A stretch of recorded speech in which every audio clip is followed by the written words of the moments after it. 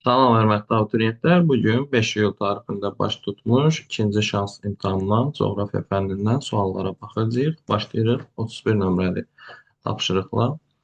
İqlim diaqramlarının aid olduğu məntəqələrin yerləşdiyi inzibati ərazilər üçün hansı fikir doğru deyil? Deməli, bizə 4 iqlim diaqramı verir. Bunlar Azərbaycan üçün xarakterik iqlim diaqramlardır. Birinci diaqramda baxırıq ki, yağıntının miqdarı 1402 millimetrdir. Bu, Azərbaycan üçün ən yüksək göstəricisidir və yağıntılar soyuq aylarda yağıb. Yəni, yay fəsli quraq keçib. Deməli, bu, yay quraq keçən mülayim isti iqlimdir və burada biz Lənkəran şəhərini seçməliyik. Lənkəran şəhərinə aid olan diaqramdır. İkinci diaqrama baxırıq. Yağıntı miqdarı çox azdır. 200-400 arasıdır. Yarım səhra iqlimidir. Orta illik temperatur da istidir. 14,4-dür və yağış demək olar yağmayıb. Havada istidir. Bu, Bakıya məxsus olan diaqramdır yarım səhra iqlimində. Üçüncü diaqrama baxırıq. Yağıntılar yay aylarında daha çox yağıb. Deməli, qışı quraq keçən iqlimdir. Sıfırdan aşağı düşməyib. Qışı quraq keçən mülayim isti iqlim. Bu, Zaqatala diaqramıdır. Bu diaqramlar hamısı dərslikdə var. Xüsusilə bunlarla işləyirik həmişə. Dördüncü diaqrama baxırıq ki, yağıntılar təxminən bərabər paylanıb və 400-600 arasıdır. Bu da bərabər paylanan mülayim isti iqlimdir. Bu da Quba rayonu üçün tərtib olunmuş diaqramdır. İndi variantlara baxaq. 1 və 4, yəni Lənkəran və Quba meşə landşaftı formalaşmışdır. Bəli, təbii ki, bu ərazilərdə meşə landşaftı var. Dağlıq ərazidir Quba, Lənkəranda isə düzən meşə landşaftıdır. 1 və 3, Lənkəran və Zaqatala mülayim isti iqlimdir. Bəli, biri yayı quraq keçən, biri qışı quraq keçən mülayim isti iqlimdir. 1 və 2, Lənkəran və Bakı Xəzər dənizə çıxışı var. Bəli, hər iki ərazi Xəzər dənizi sahilində yerləşir. 2 və 4, Bakı və Quba filiz faydalı qazıntı yataqları var. Xeyr, filiz faydalı qazıntı yataqları bizdə Kiçik Qafqaz, Naxçıvan və Balakən-Zaqatalada var. Başqa heç bir yerdə yoxdur. D variantı burada düzgün cavabdır. Yəni, səhv fikir olduğu üçün düzgün cavabdır. Bizdən doğru deyil istəyir. Qafqaz dil ailəsinə aid olan xalqlar yaşayır. Zaqatala və Qubada, bəli, burada ləzgilər, saxurlar, udinlər, bu kimi xalqlar yaşayır. Onlar da Qafqaz dil ailəsinə aiddirlər. 31 nömrəli tapşırığın cavabı D variantı olacaq. 32-yə baxın. Doğru sıraları müəyyən edin. Bizə cəryanlar verib, onların isti və ya soyuq olduğunu yazıb və hansı əraziyə təsir etdiyini qeyd edib. Alyaska cəryanı isti cəryandır, doğrudur və Aleut adalarına təsir edir, çünki Alyaska körfəzi sahillərindədir. Mozambik cəryanı soyuq cəryan deyil, isti cəryandır, ona görə bu yanlışdır, ikinci bənd atırıq. Peru cəryan soyuq cəryandır, Cənubi Amerikanın qərbindədir və Atakama səhrası onun təsiri ilə formalaşır, bu doğrudur. Şimali Atlantik cəryanı isti cəryandır. Avropanın qərbinə təsir eləyir. İrlandiya adası da ora daxildir. Bu da doğrudur.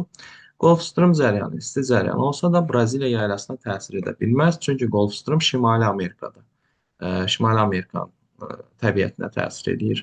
Braziliya Cənubi Amerikada. Somali cəryanı soyuq cəryandır, amma Şri-Lankaya təsir etmir. Somali yarımadasına təsir edir. Şri-Lanka musson cəryanının təsiri altındadır. O da isti cəryandır. Cavab burada 1, 3, 4 olacaq. 33-cü sual.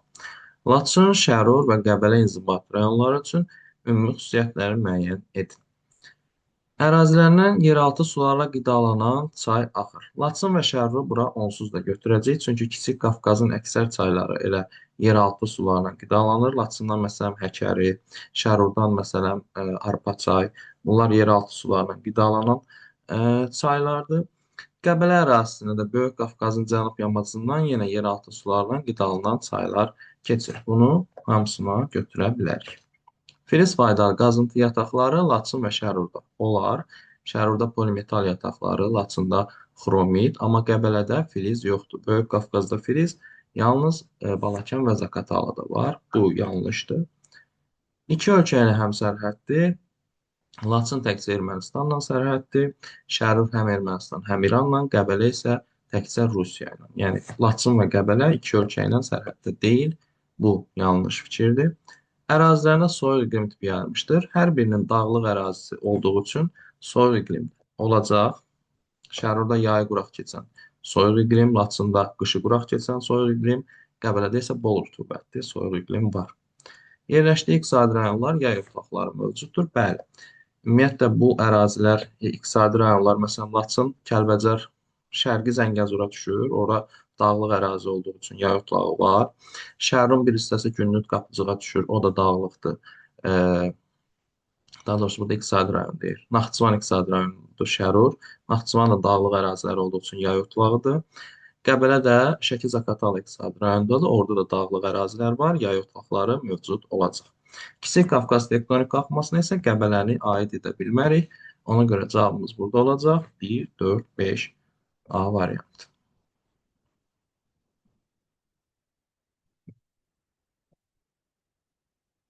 Davam edirik. 34 nömrəli tapşırıqla. Ölkə əhalisinin 25%-ni azsaylı xalqlar, 4,5 milyon nəfərini isə əsas xalq təşkil edir. Əgər 25%-ni az saylı xalq təşkil edirsə, deməli 75%-i də əsas xalq təşkil edəcək. Və əsas xalq 4,5 milyon nəfərdir. Əgər 75% 4,5 milyon nəfərdirsə, ölkə əhalisi nə qədərdir? Yəni 100% nə qədərdir? X.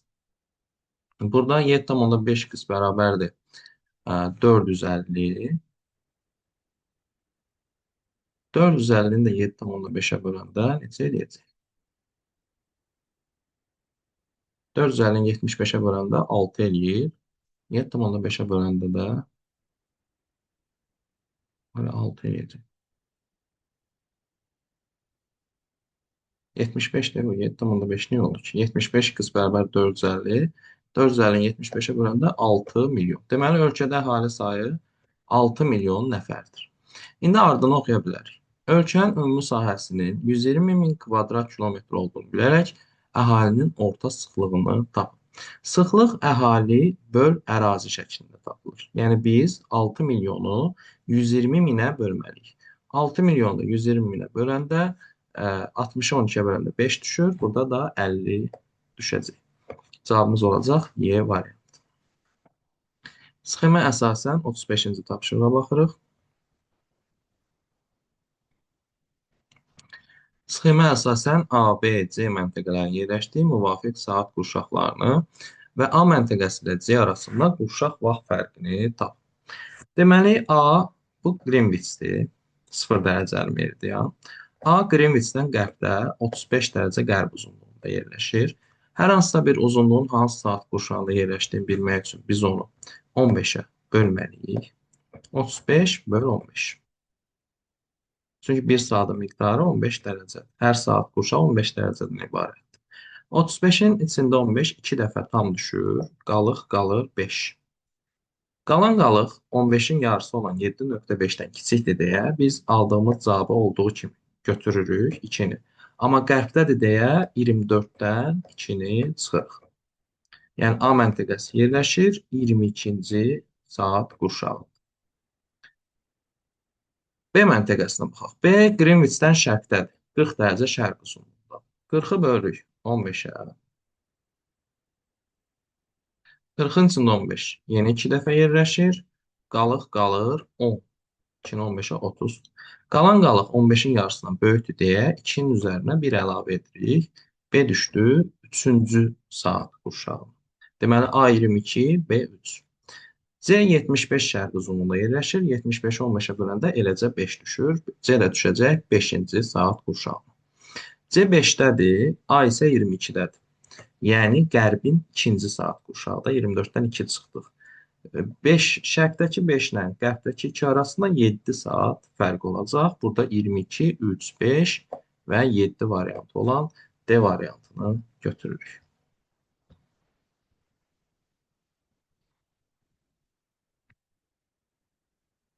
Verilmiş xüsusiyyətlərin aid olduğu ölkələri müəyyən edin. Okean və dənizə birbaşa çıxışı var. Okean və dənizə çıxışı varsa, okeana çıxışı olmayan İsveçrəni, Avstriyanı burada atırıq. Digərlərinin okeanlara çıxışı var.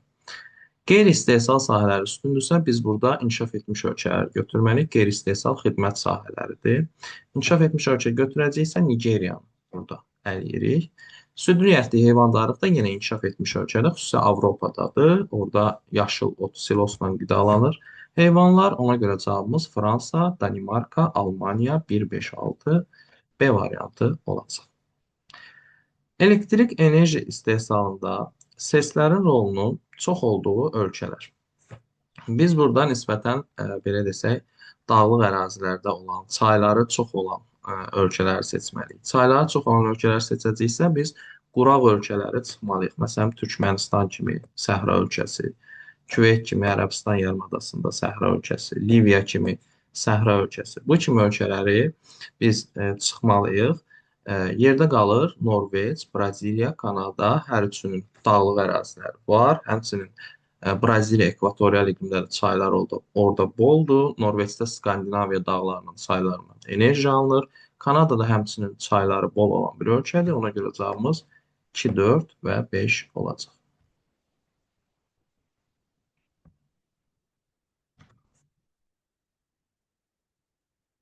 Doğru fikirləri müəyyən edin. Atlas dağlarında yerləşən bütün ölkələr respublika idarə etmə formasındadır. Atlas dağları 3 ölkə ərazisindədir. Mərakeş, Əlcəzair və Tunis.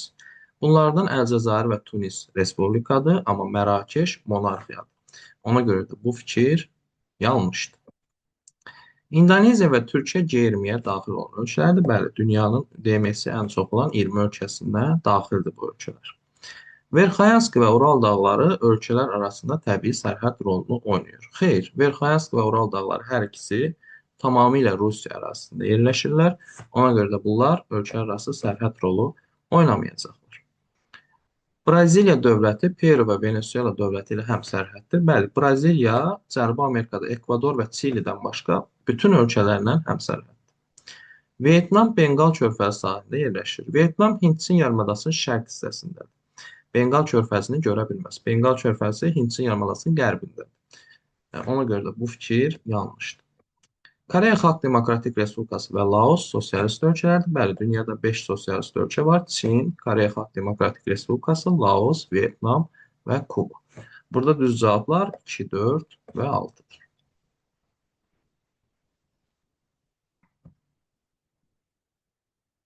38-ci sual idi bu. 39-la davam edirik.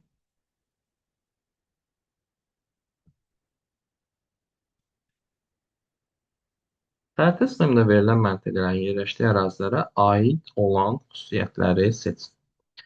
1 nömrəli məntəqə Samur dəvəçi ovalıdır. Düzən meşə landşaftı yayılıb. Bəli, Azərbaycanda Samur dəvəçi, Qanıq Əyriçay və Lənkəranda düzən meşə landşaftı var. 1 doğrudur. 2 nömrəli məntəqə Qanıq Əyriçay düzənliyi. Qanıq Əyriçay düzənliyinə yazılıb ki, burada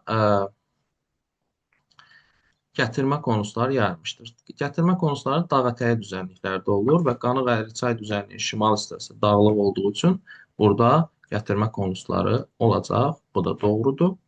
Üçüncü, Salyan düzündə Ağgöl Milli Parkı yerləşir. Yanlışdır. Ağgöl Milli Parkı buradadır. Beyləqan Ağcabədi arasında. Bu yanlış fikirdir.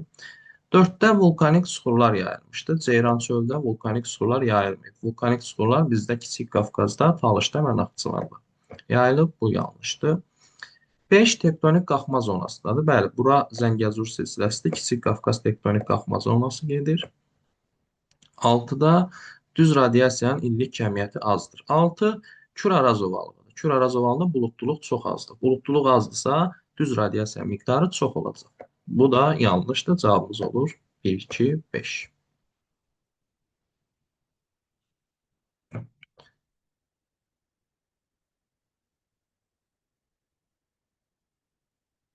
Deməli, uyğunluğu müəyyən edin. Litosfer havalarının ayrılma sərhəddi, litosfer havalarının toqquşma sərhəddində yaranan obyektləri bizdən soruşur. Orta okean dağ silsilələri okeanların ortasında olur və litosfer havaların ayrılma sərhəddindədir. Məsələn, tutaq ki, Şimali Amerika ilə Avrasiyanın ayrıldığı sərhəddə Şimali Atlantik silsiləsi. Ona görə A-nı 1-ə götürəcəyik. Sipərlər və faylı dağlar. Faylı dağ qoca dağlardır. Qoca dağlar nə ayrılma sərhəddində olur, nə toqquşma sərhəddində olur. Bunlar platformada yerləşirlər. Ona görə bu heç birinə getməyəcək.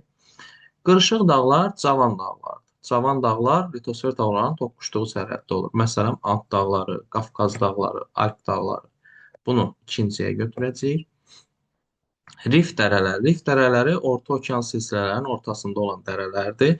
Orta okean silsilələri ayrılma sərhəddidirsə, rif dərələri də ayrılma sərhəddi olacaq. Dərinsulı okean növləri subduksiya zonasında olur. Yəni okean və materik tipli tavların toqquşduğu zonada. Məsələn, Naska ilə Cənubi Amerikanın toqquşduğu zonada Çili novu, Peru novu bunlar ayrılması, toqquşma sərhədinə gedəcək. Deməli 1-ə götürdük AD, 2-yə CY cavab olur Y variantı. Uşaq hələ ki hamısını düz yazır. Görək sonrasına baxacaq. Fiziki coğrafi rayonlar verib və orada yerləşən iqlim tiplərini bizdən soruşur. Şərqi Ordubad, Arazboyu və Zaqatala Laç. Qışın mülayim keçən yarım səhra quru çöl iqlimi. Qışın mülayim keçən yarım səhra quru çöl iqlimi e, Kür-Araz ovalığı, Mildüzü, Muğan düzonun içərisində Ceyrançöl, Abşeron, Samur dəvəsi və Gəyən incə hərəmi, yəni Arazboyu düzənlikləri əhatə edir. Ona görə 2-yə A-nı götürəcəyik. Yay quraq keçən mülayim isti iqlim bunların heç birinə getməyəcək. Yay quraq keçən mülayim isti iqlim Lənkərandadır. Böyük və Kiçik Qafqazın cənub-şərqindədir. Bunların heç birinə uyğun gəlmir. Qışı soyuq keçən yarımsəhra quru çöl iqlimi kontinental iqlimdir. Bu da Naxçıvana uyğun gəlir, yəni Şərir Ordubad düzənliyinə. Bütün fəsillərdə bol yağıntılı soyuq iqlim Azərbaycanda yalnız Böyük Qafqazın cənubunda var, yəni Zaqatala Laxıca düşəcək. Yağıntılar bərabər paylanan mülayim isti iqlimdə Talış dağlarında, Qusar Mahalə düzənliyində və ə, Böyük Qafqazın yeni cənub ətəklərində, yəni yenə də Zaqatala Laxıcda olacaq. 1-ə C, 2-yə A, 3-ə D-yi A variantı.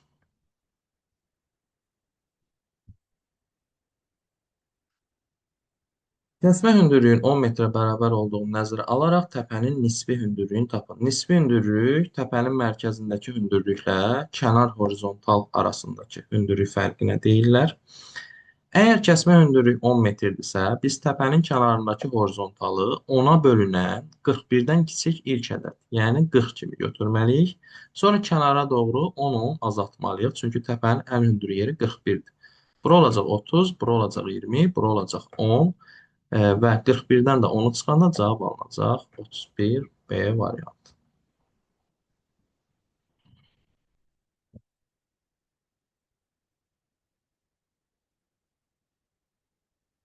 Təbii zonalar və onlara uyğun xüsusiyyətlər.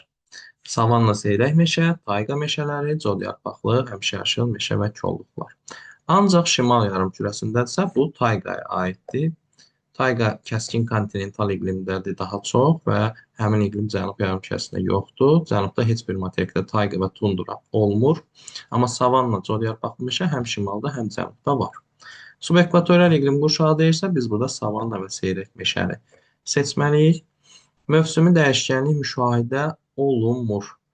Mövsümi dəyişkənlik müşahidə olunmur ekvatorial meşələrdə, arktik səhralarda. Bunlar tayqa mülayim iqlimdədir. Orada hər fəsil fərqli olur. Savanna subekvatorialdadır. Yayda rütubət çox olur, qışda quraq olur. Codyarpaqlı meşə aralıq dəniz iqlimdədir. Qışda rütubətli, yayda quraq olur. Yəni bunların hamısında mövsümi dəyişkənlik hiss olunur. C-ni heç birinə götürməyəcəyik. İl boyu quraq olur. Bu da səhralara xas olan xüsusiyyətdir. Bunu da heç birini götürməyəcəyik. Aralıq dəniz sahillərində isə codyarpaqlı həmişəyaşıl meşə və kolluqlar olur. 1-ə B, 2-yə A, 3-ə Y, C variantı doğru cavab.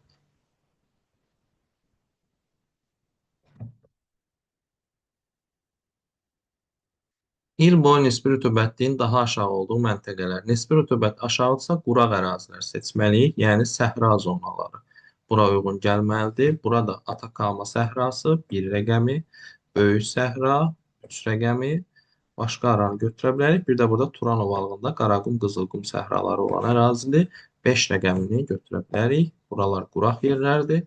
1, 3, 5-i seçəcəyik. 6 subekvatorialdadır, olmur. 4 mülayim dənizdədir, rütubətlidir, olmur. 2 də mülayim dənizdədir, rütubətlidir, olmur.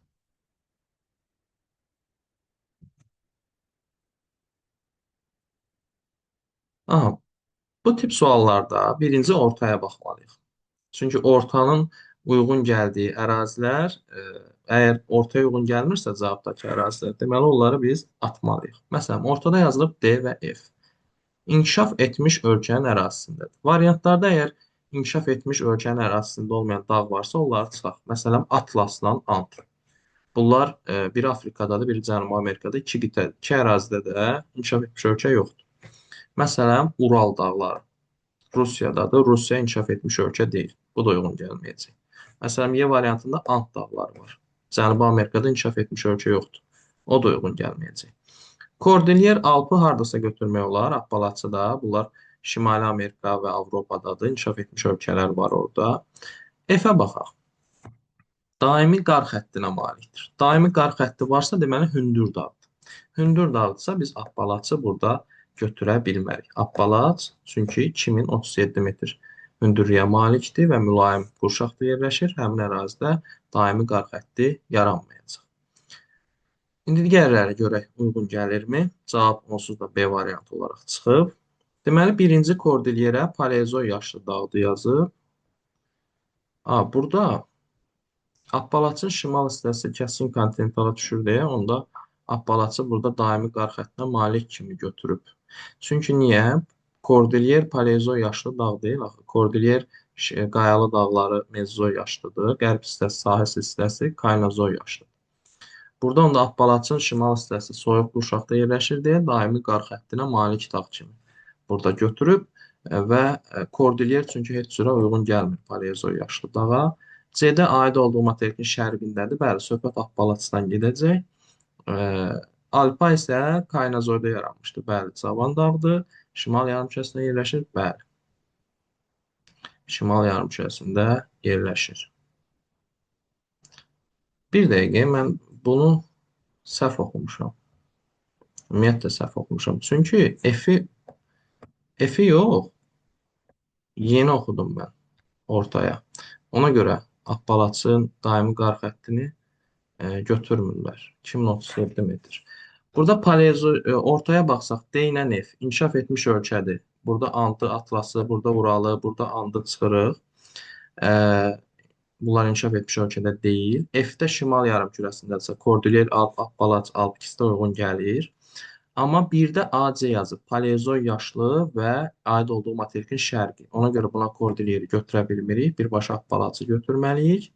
Və Alpa isə yazıb ki, Kaynozoyda yaranıb Cavan dağdır və daimi qar xətti. Onda daimi qar xətti birinci dediyimiz kimi götürülməyib. Orada başqa yol yox idi deyə düşündüm ki, kəskin kontinental iqlimə görə bəlkə götürürlər, amma yox imiş. Birinci fikir doğru imiş. D variantıdır cavab. Dəmir filizi hasilatı, neft-qaz hasilatı. Görək burada hansı ərazilərə uyğun gələcək. Deməli, A-da bir region verir, B-də isə həmin regiona uyğun ölkə verir. Həmin ölkədə həm neft hasilatı olmalıdır, həm dəmir filizi hasilatı olmalıdır. Asiya regionunda Çin dəmir filizi və neft hasilatı kimi burada verilib. Çində dəmir filizi də var, dağlıq əraziləri var. Neft hasilatı da var. Düzdür, neft satmır Çin, amma hasil eləyir. Daha çox alıcıdır nefti. Sadəcə əhali çoxdur deyə yanacaq bəs eləmir. Biri götürə bilərik. Afrikada, Liviyada neft olar, amma səhra zonasında dəmir filizi olmur. İkini götürməyəcək. Avropada Niderland şimal dənizindən neft çıxarır, amma düzənlik ərazidir. Ora ovalıq, çökək ərazidir. Orada dəmir filizi olmayacaq. Dəmir filizi daha çox qalxan sipərlərdə olur. Latın Amerikasında Uruqvay. Burada heç biri olmayacaq. Uruqvay ümumiyyətlə La Plata ovalığındadır. Orada da dəmir filizi olması mümkün deyil. Şimali Amerikada, ABŞ-da isə Alyaska körfəzindən neft çıxarır. Dəmir filizi hasilatı da dağlarında var, dağlıq ərazilərində. Ona görə 5 də doğru olacaq. Cavab olacaq 1, 5, C variantı.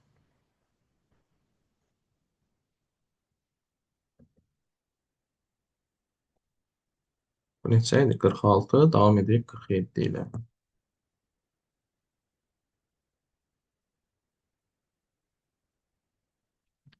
Dağ kserofit bitkilərin geniş yayıldığı ərazilər. Dağ kserofit bitkiləri quraqlıq sevər dağ bitkiləridir. Bunlar Azərbaycanda yalnız iki ərazidədir. Bu da Naxçıvan və Talış dağları üçün xarakterlikdir. Talış dağlarında landşaft inversiyası, həmçinin hündürə qalxdıqca temperaturun artma hadisəsi baş verir deyə orada quraqlıq sevər bitkilər yaranır. Naxçıvanda isə mülayim isti iqlim yoxdur. Orada meşə landşaftı yaranmır. Onun yerinə quraq ərazi olduğu üçün dağ kserofit bitkilər yaranır. Cavabımız olur 3-5 B variantı.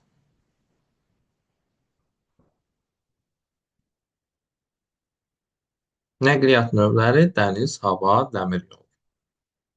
Beynəlxalq yüklərin çox hissəsi daşınır. Beynəlxalq yükdaşımada birinci yerdə dəniz nəqliyyatıdır. Bütün bu neft, qaz daşınması tankerlər vasitəsilə həyata keçirilir. Dəniz nəqliyyatı beynəlxalq yükdaşımalarda birinci yerdədir. Hava nəqliyyatı sərf eləmir, çünki bahalıdır.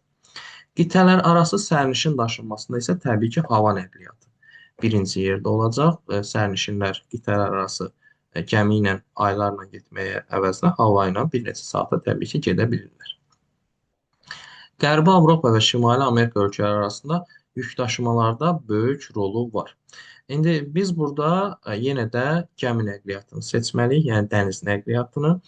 Çünki Atlantik okean yük daşımalarına görə fərqlənən okeandır. Orada həm Şimali Amerika, həm Qərbi Avropada böyük limanlar var, dəniz limanları. Yük daşıma deyir, sərnişin daşıma desəydi hava götürəcəkdik. Yük deyirsə biz buna dəniz götürəcəyik. Ən sürətli və ən dinamiklisi təbii ki, bu hava nəqliyyatı olacaq. Ən sürətlisi odur. Hava şəraitinin asılılığı az olan dəmir yolu olacaq. Çünki məsələn gəmi hava şəraitindən asılı olaraq fırtınalara məruz qala bilər. Təyyarələr bəzən e, burulğanlara düşür. Yəni yeni hava çox küləkli olanda uçmurlar. Amma dəmir yolu üçün bunun heç bir fərqi yoxdur. Cavab olacaq A, C, B, D, Y variantı.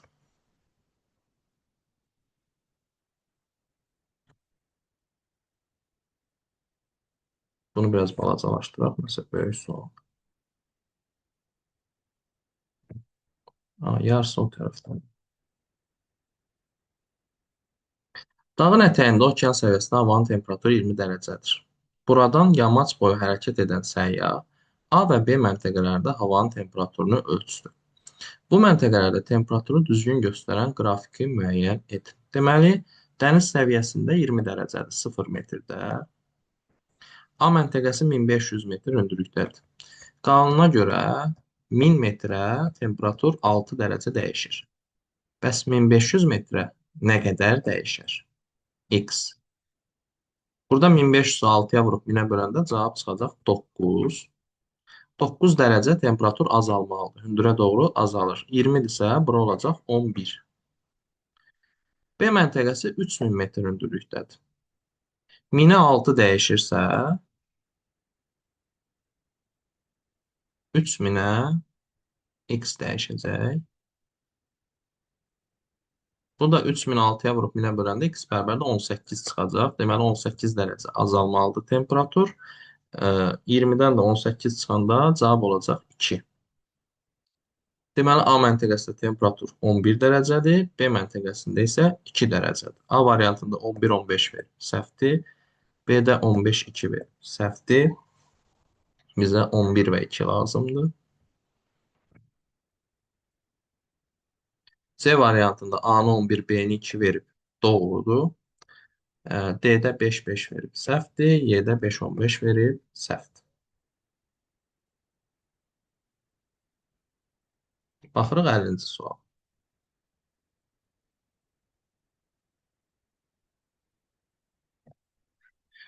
Verilən xüsusiyyətlərin xəritə sxemdə rəqəmlərə qeyd edilmiş hansı türk dövlətlərinə aid olduğunu müəyyən et. Materik daxili ölkə olsa da, çay və kanallarla dünya okeanına çıxa bilir. Deməli, bu Xəzər dənizinin sahilində olmalıdır. Xəzər dənizinin sahilindən Volqa çayı vasitəsilə Volqa-Don, Volqa-Baltik kanalları ilə dünya okeanına çıxa bilməlidir. Bu, Türkmənistana uyğun gəlir. Birinci, bir rəqəminə uyğun gəlir. 1 Türkmenistan'da 2 Türkiye, 3 Kazakistan, 4 Qırğızistan, 5 də Özbəkistan. Çayları iki okean hövzəsinə aiddirsə, bu Türkiyəyə aid olacaq. Çünki Türkiyə Atlantik Okean sahilindədir. Aralıq dənizi, Qara dəniz, oradan Atlantik Okean hövzəsidir. Bir də Dəclə Fərat çayları buradan Hind okeanına, İran körfəzinə axır deyə iki okean olacaq. Əhalinin əsas hissəsi Uyğur qoludursa, bu özbəklərə aiddir. 3-ü 5-ə götürəcəyik. Dağlıq relyef sütunu təşkil etsə, bu da Qırğızstana aiddir. 4-ü də 4-ə götürəcəyik. 1-ə 1, 2-yə 2, sonra 3-ə 5, 4-ə 4. Aha, 1-ə 3-ü də götürməliyik. Baxaq, bir də nə yazıb? Materik daxili ölkə olsa da çay və kanal, hə, Xəzər dənizində təkcə Türkmənistan yerləşmir ki, Qazaxıstan da yerləşir. Ona görə də Qazaxıstan da bura götürür ki, materik daxilidir, amma Xəzərdən dünya okeanına çıxa bilir. 1-3, yəni həm Türkmənistan, həm Qazaxıstanı bura götürə bilərik. Cavab olur C variantı.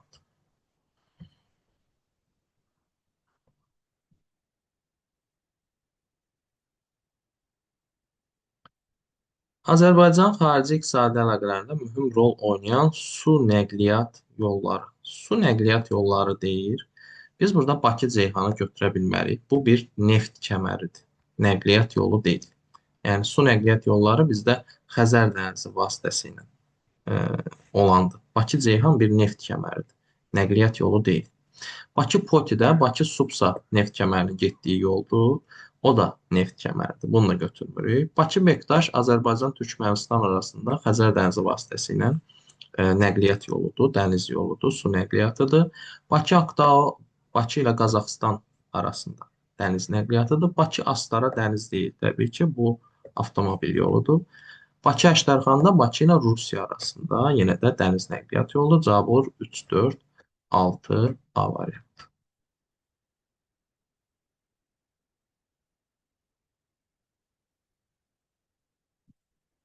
52-ci suala davam edirik.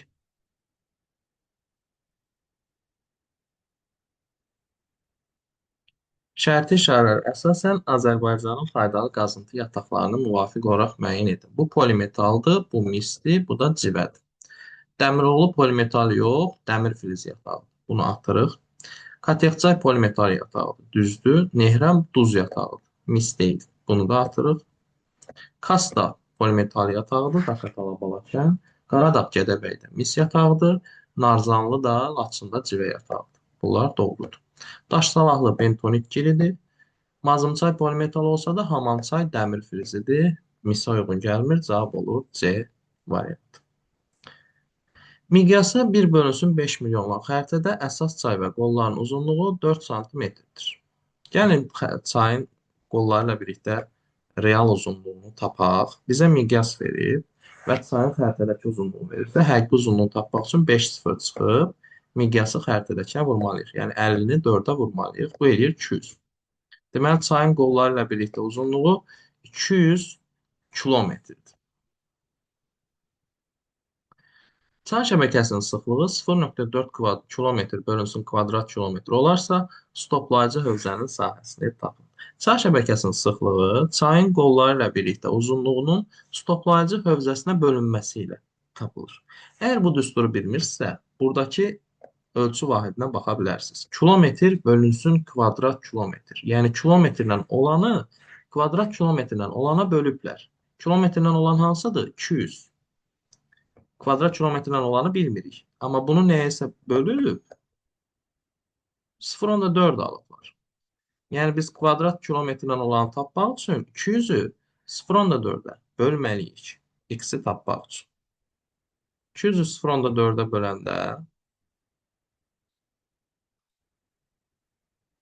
bu eləyəcək 500. Cavab olacaq 500 kvadrat kilometr. Bunu da düz yazıb. Halal olsun.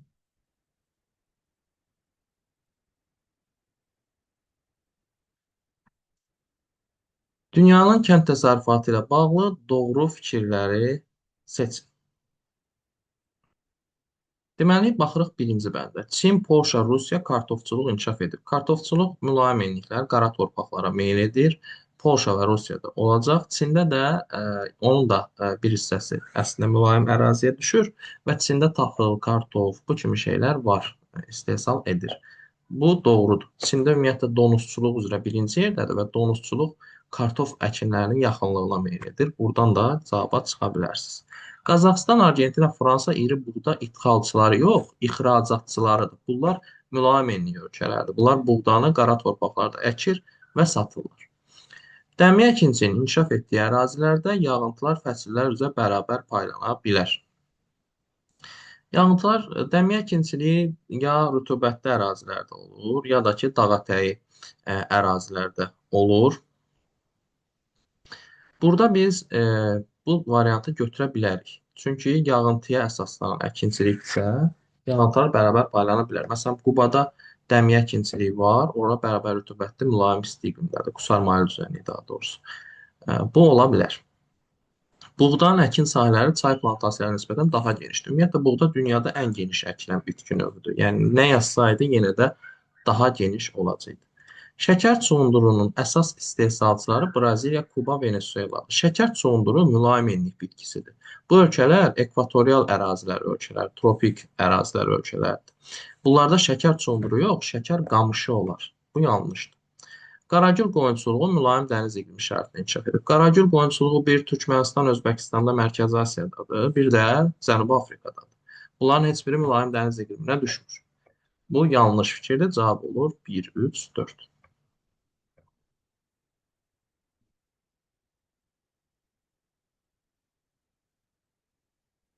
Xəritə sistemində şişirdilmiş iqtisadi rayonlar üçün ümumi xüsusiyyət Naxçıvan və Lənkəran iqtisadi rayonlarının ümumi xüsusiyyətlərinə biz burada baxacağıq.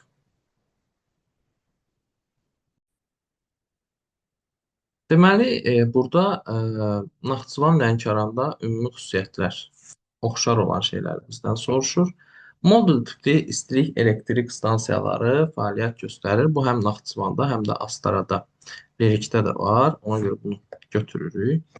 Tərkibində olan inzibati rayonların sayı eynidir. Naxçıvanda 7 inzibati rayon var. Sədərək, Şərur, Kəngərli, Babək, Ordubad, Culfa, Şahbuz.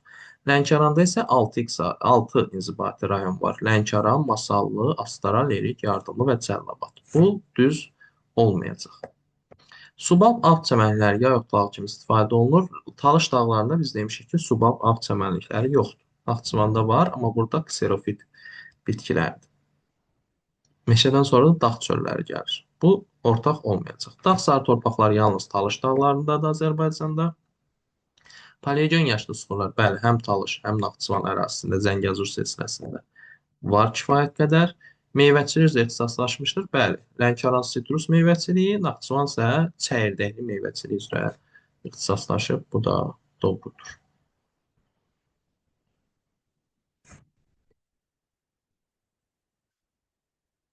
Jutlandiya yarımadası, Madaqaskar adası, Somali yarımadası. Ərazisində materikin ucqar nöqtəsi yerləşirsə, bu Somali yarımadasıdır. Afrikanın şərq ucqar nöqtəsi Ras Həfun burnu burada yerləşir. Ərazisində inkişaf etmiş ölkə varsa, Jutlandiya yarımadası, Danimarka və Almaniya burada. Almaniyanın bir hissəsi, Danimarka bütövlükdə buradadır. İki işıqlanma qurşağında yerləşirsə, bunu tropik xətti kəsməlidir. Madaqaskarı cənub tropiki kəsir. Bunu götürürük Madaqaskara. Mühüm gəmiçilik kanalı keçirsə, bu da Jutlandiyadır. Kil kanalı keçir. Şimal və Baltik dənizləri birləşdirir. Soyuq okean cəryanı təsirinə isə Somali məruz qalır. Somali soyuq okean cəryanı. B, D, C, A, Y. Bir dənə situasiyamız qaldı. Ona da baxaq.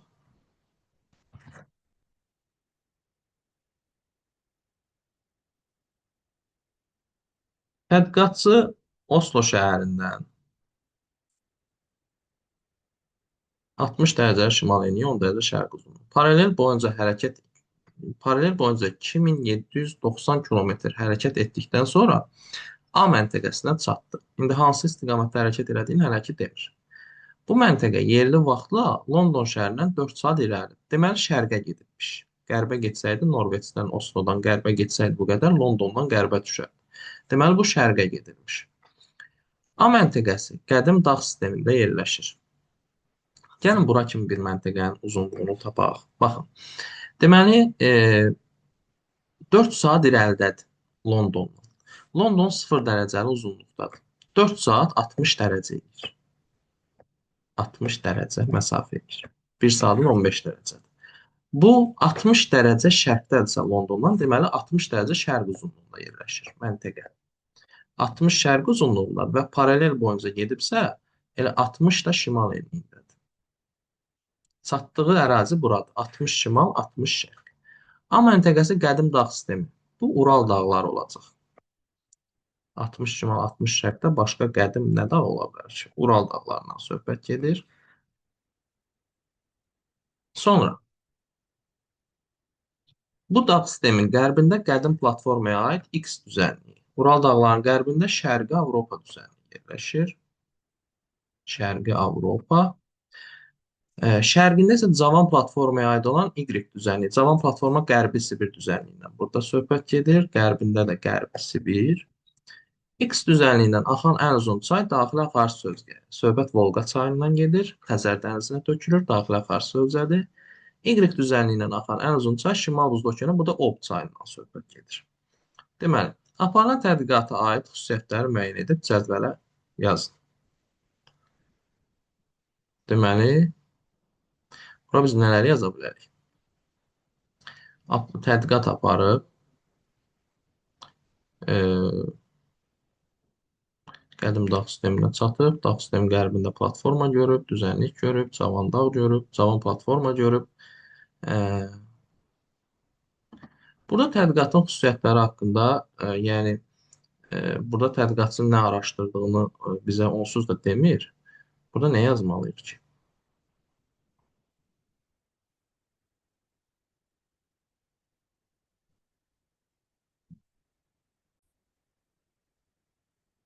Burada cədvəl sözü var. Yəqin burada cədvəldə nəsə verib. Biz bunu görə bilmirik. Ona görə bunun haqqında bir şey deyə bilməyəcəm. 59-a baxaq. Tədqiqatın başladığı və bitdiyi ölkələr. Başlayır Oslo şəhəridirsə Norveçdə. Bitdiyi ölkə Ural dağlarsa Rusiyada. Hərəkət etdiyi paralelin 1 dərəcəlik qövsün uzunluğu. Söhbət 60 dərəcəli paraleldən gedir. 60 dərəcəli paralel boyunca 2790 kilometr gedib və 10 şərqdən 60 şərqə çatıb. Yəni nə qədər yol gedib? 50 dərəcə yol gedib. 50 dərəcənin getdiyi yol 2790 kilometr olub. 1 dərəcənin qiymətini tapmaq üçün 2790-ı 50-yə biz burada bölməliyik. 2790-ı da 50-yə böləndə 55,8 düşəcək. 1 dərəcə paralel uzunluğu 55,8 kilometr. Sonra və bu paralelin keçdiyi materiklər. Bu paraleldə bir Avrasiyadan keçir, bir də Şimali Amerikadan keçir. X və Y düzənliyin hər birindən axan ən uzun çayı, Volqa çayı və Ob çayı. Onların hər ikisinə yayılan eyni təbii zonadır. İkisində də tayqa meşələrinə rast gəlinir. Çöllər də var. Cənubunda oldu. Düzənliklərinə geniş rastlayan eksogen relyef formalar bu buzlaq mənşəli relyef formaları olacaq. Bu ərazilər buzlaşmaya məruz qalıb. Moren təpələri, moren tirələri, bu kimi şeylər yazmaq olur. Bu qədər uşaqlar 60-cı suala qədər hamısına baxdıq. Bir dənə 58 cədvəl sualıdır. Onu izah edə bilmirəm təəssüf ki. Suallar belə hamısı düşünərək yazılası suallardır. Yəni çox belə dəhşət asan və çox dəhşət çətin suallar yox idi fikrimcə. Hamısı işlədiyimiz, bir yerdə baxdığımız tipli suallar idi. Burada hər hansısa bir qeyri-adi bir şey salmamışdılar. Ümidvaram ki, hamınızın nəticəsi yaxşı olar. Sağ olun.